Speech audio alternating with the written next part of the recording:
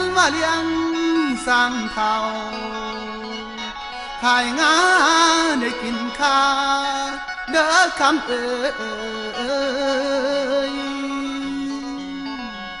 พันว่าเลี้ยงสร้างน้อยตายจ้อยข้าบ่มีเห็นว่าเท่าสามีโนก็มีอยู่เด้อหัวใจละเท่ากำลังภายในแม่นตั้งไว้กับไฟกาเรื่องกำลังบ่มีลาไปมาบ่ต้องห่วงคันในควงผู้เฒ่าอย่าลืมจอยผู้เบาแบง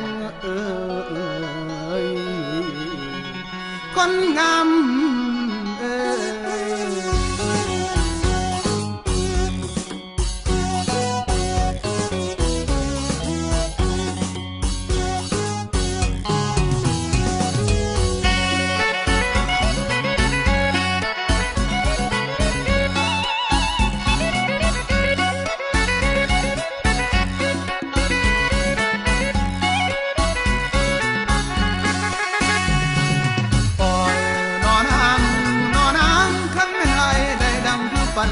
คันแม่นอายได้ดังคือฝันคันแม่นคือความคิดนี่เขาคือเว้าบ่อยากตายบ่อยากเจ็บอยากไข้มังสังทุกส่วนขอให้ยังที่ควรคงมันสู่เสถียรอย่าได้เห็นวิตดินสังขารกาลนั้นหัวใจไผผู้ต้องจะประคองเอาสาว15มาเสยสมกิน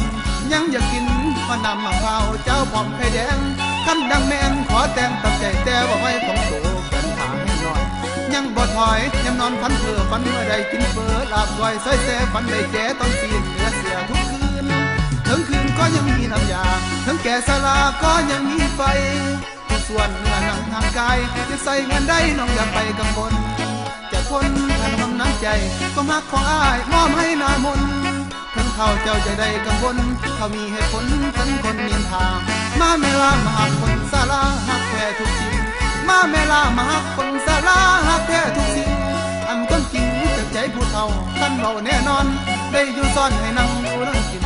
ได้อยู่ซ่อนให้นั่งดูนั่งกินตั้งแต่ดินยังเดินบ่นั่งลงได้